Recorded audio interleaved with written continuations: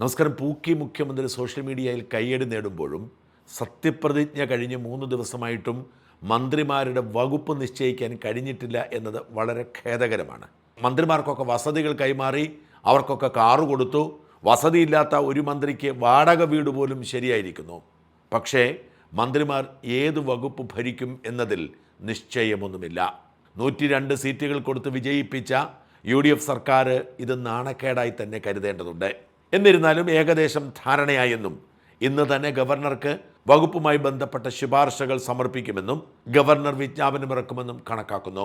ഇന്ന് രണ്ടാമത്തെ മന്ത്രിസഭാ യോഗം ചേരുകയാണ്. ഇത് പതിവ് മന്ത്രിസഭാ യോഗമാണ്. ഈ മന്ത്രിസഭാ യോഗത്തിൽ ഒരു മന്ത്രിക്കും അവരുടെ വകുപ്പുമായി ബന്ധപ്പെട്ട ഒരു വിഷയവും മുമ്പോട്ട് കൊണ്ടുവരാൻ കഴിയാത്ത സാഹചര്യമുണ്ട്. കാരണം ഔദ്യോഗികമായി മന്ത്രിമാർക്ക് വകുപ്പ് കൊടുക്കാത്തതുകൊണ്ട് മാറ്റം വരില്ല എന്നുറപ്പുള്ള മന്ത്രിമാർക്ക് പോലും ആ വകുപ്പുമായി ബന്ധപ്പെട്ട വിഷയങ്ങൾ മന്ത്രിസഭയിൽ ചർച്ച ചെയ്യാൻ കഴിയുമോ എന്ന സാങ്കേതിക പ്രശ്നമുണ്ട്. VD സതീശൻ സർക്കാരിനെ പ്രതിസന്ധിയിലാക്കിയത് ലീഗും ലത്തീൻ സഭയും തമ്മിലുള്ള ഭിന്നതയാണ്.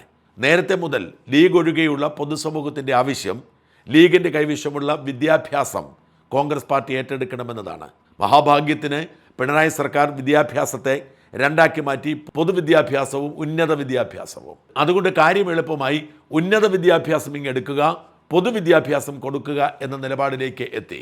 ലീഗിനെ ഭാഗികമായി അത് സമ്മതിക്കേണ്ടി വന്നു. പൊതുസമൂഹത്തിൻ്റെ വികാരം അവർക്കറിയാം. അതുകൊണ്ട് തന്നെ 70% വരുന്ന മറ്റ് വിഭാഗക്കാർക്ക് അതൃപ്തി ഉള്ളപ്പോൾ ഉന്നത വിദ്യാഭ്യാസം വിട്ടുകൊടുക്കാൻ മനസ്സോടെ അവർ ഒരുങ്ങി. അത് മുസ്ലിം സമുദായത്തിലെ പ്രമുഖർക്ക്, പ്രത്യേകിച്ച് അക്കാദമിക്കായി മുമ്പിൽ നിൽക്കുന്ന പലർക്കും എതിർപ്പുള്ള കാര്യമാണ്. എന്നിട്ടും ലീഗ് വഴങ്ങി. പക്ഷേ അവരൊരു കണ്ടീഷൻ വെച്ചു, ഞങ്ങൾക്ക് പകരമായി ഫിഷറീസ് നൽകണം. എന്താണ് ഫിഷറീസ് വകുപ്പിൻ്റെ പ്രാധാന്യമെന്ന് എനിക്കിതുവരെ വ്യക്തമായിട്ടില്ല. പല മന്ത്രിമാരും വകുപ്പിന് വേണ്ടി പിടിമുറുക്കുന്നത് ആ വകുപ്പ് സമൂഹത്തിന് എന്തെങ്കിലും ചെയ്യുമെന്നതുകൊണ്ടല്ല, ആ വകുപ്പിലായിരിക്കും കൂടുതൽ അഴിമതി നടത്താൻ സ്കോപ്പുള്ളത് എന്നതുകൊണ്ടാണ്. അല്ലാതെ എന്തിനാണ്? വലിയ വകുപ്പുകൾ ധാരാളമുള്ള പൊതുമരാമത്തും പൊതുവിദ്യാഭ്യാസവും IT-യും തദ്ദേശ സ്വയംഭരണവും വ്യവസായവും ഒക്കെ ലീഗിൻ്റെ കയ്യിലാണ്. ഇത്രയധികം വകുപ്പുകളുള്ള ലീഗ് എന്തിനു വേണ്ടിയാണ് ഫിഷറീസിന് വേണ്ടി പിടിവാശി കാണിക്കുന്നത് എന്നറിയില്ല. കോൺഗ്രസ് പാർട്ടി ആ വകുപ്പ് വിട്ടുകൊടുക്കാൻ ഒരുക്കുമായിരുന്നു. പക്ഷെ അവരെ നിരാശപ്പെടുത്തിയത് ലത്തീൻ സമുദായത്തിൽ നിന്നും ഒരാളെ പോലും കോൺഗ്രസ് പാർട്ടി മന്ത്രിയാക്കിയില്ല എന്നത് തന്നെയാണ്. അവർ ആത്മാർത്ഥമായി വിശ്വസിച്ചിരുന്നത് കോവളം MLA വിൻസെൻ്റ് മന്ത്രിയാകുമെന്നാണ്. പക്ഷേ വിൻസെൻറ്റിന് നറുക്കു വീണില്ല. കോൺഗ്രസ് പാർട്ടിയിലെ രണ്ടാമത്തെ ക്രൈസ്തവ മന്ത്രി പദവിയും കിട്ടിയത് സീറോ മലബാർ സഭയ്ക്കാണ്, റോജി M. ജോണിനാണ്. സണ്ണി ജോസഫ് ആദ്യം തന്നെയായി.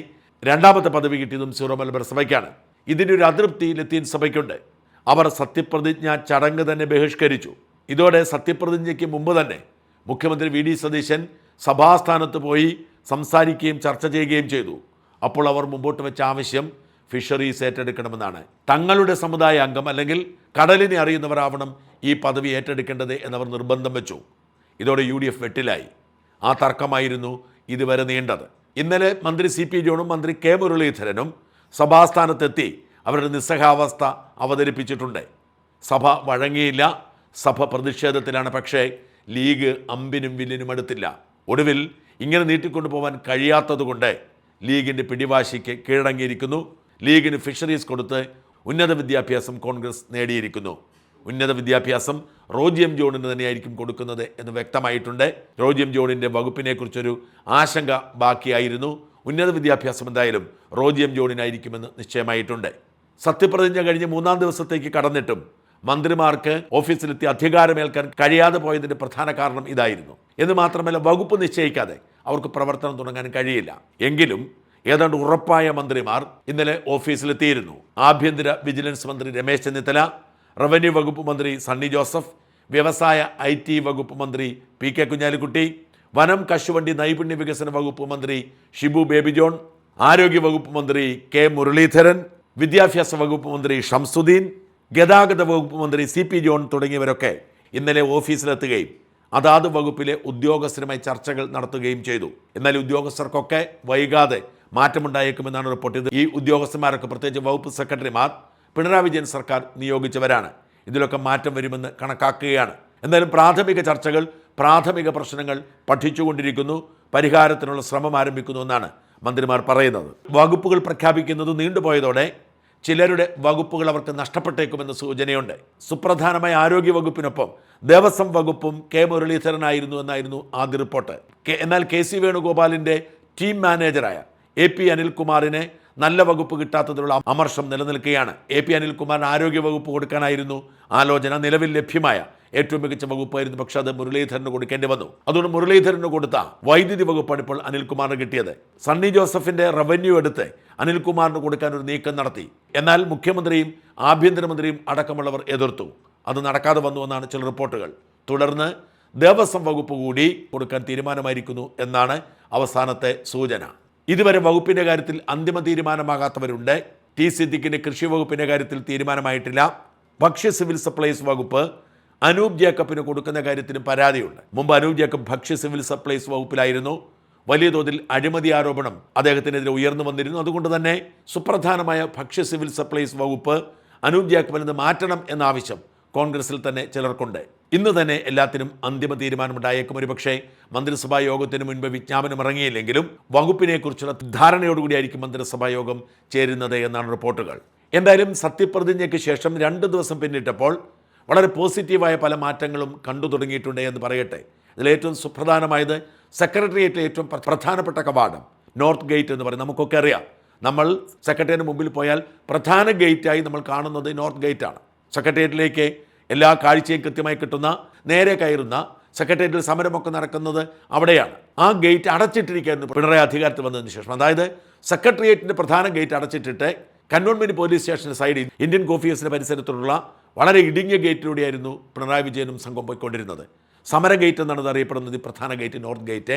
അവിടേക്ക് ഇടിച്ചു കയറാനുള്ള സാധ്യതയുള്ളതുകൊണ്ടാണ് അത് പിണറായി വിജയൻ 10 വർഷം അടച്ചുപൂട്ടിയത്. വാസ്തവത്തിൽ ജനങ്ങൾക്ക് പ്രവേശനമില്ല എന്നതിന് തെളിവായിരുന്നു ഈ നോർത്ത് ഗേറ്റ് അടച്ചുപൂട്ടിയത് വഴി സംഭവിച്ചത്. എന്തായാലും ഇന്നലെ നോർത്ത് ഗേറ്റ് തുറന്നു. പുതിയ സർക്കാർ നയമാണ്. ഇതാണ് പ്രധാന ഗേറ്റ്, ഇതാണ് രാജവീഥി, ഇതിലൂടെ തന്നെ പോകണം വരണം എന്നതാണ് നിശ്ചയം. അതുകൊണ്ട് നോർത്ത് ഗേറ്റ് തുറന്നു. ഇതൊരു പുതിയ ജനാധിപത്യത്തിൻ്റെ ശ്വാസം സെക്രട്ടേറിയറ്റിനുള്ളിലേക്ക് കടന്നു. മാത്രമല്ല സെക്രട്ടേറിയറ്റിനുള്ളിൽ ആർക്കും പ്രവേശിക്കാൻ കഴിയുമായിരുന്നില്ല. നേരത്തെ അങ്ങനെ ആയിരുന്നില്ല. പിണറായി വന്നതിന് ശേഷം സെക്രട്ടേറിയറ്റിൽ കർശനമായ പാസ് വ്യവസ്ഥയാണ്. 3-നും 5-നും ഇടയിൽ മാത്രമേ ആളുകൾക്ക് കയറാൻ പറ്റൂ. 3-നും 5-നും ഇടയിൽ പോലും പാസ് എടുക്കണം. പാസ് എടുക്കുന്നയാൾ ആരെ കാണാൻ പോകുന്നത് എഴുതി വയ്ക്കണം.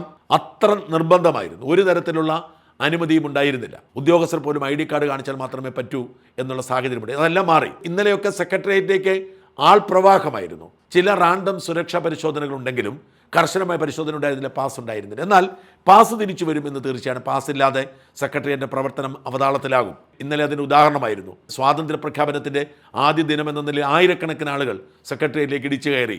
മന്ത്രിമാരുടെ ഓഫീസിൻ്റെ പരിസരം വരെ നിറഞ്ഞുപോയി. പാസ് ഉണ്ടാവും, പക്ഷേ സമയക്കൂടുതലുണ്ടാവും. മാത്രമല്ല ആരെ കാണാൻ പോകുന്നു, എന്തിനു പോകുന്നു തുടങ്ങിയ വിശദാംശങ്ങൾ എഴുതി വയ്ക്കേണ്ടി വരില്ല. അത് സെക്രട്ടേറിയറ്റിൻ്റെ സുരക്ഷയ്ക്ക് വേണ്ടിയല്ല, സർക്കാരിന് ഏതെങ്കിലും ഒരു വാർത്ത ചോർന്നാൽ ആർക്ക് കൊടുത്തു എന്ന് കണ്ടെത്താൻ വേണ്ടിയാണ്. അത്തരം ജനാധിപത്യ ധ്വംസനങ്ങളൊക്കെ അവസാനിപ്പിക്കാൻ സാധ്യതയുണ്ട്. കൂടുതൽ ജനങ്ങളോട് അടുത്തു വരുന്ന മാറ്റങ്ങളുടെ സൂചനയായി വേണം ഇന്നലെ സെക്രട്ടേറിയറ്റിലെ ഈ ഗേറ്റ് തുറന്നതിനെ കാണാൻ. പിണറായി വിജയൻ ജനത്തിൽ നിന്നും അകന്നു നിന്നിരുന്നു. എന്നാൽ VD സതീശൻ ജനത്തിനൊപ്പമാണ് എന്ന് വിളംബരമായി മാറി ഈ ഗേറ്റ് തുറക്കൽ. നേരത്തെ പ്രഖ്യാപിച്ച ഓരോന്നായി നടപ്പിലാക്കി തുടങ്ങിയിട്ടുണ്ട്.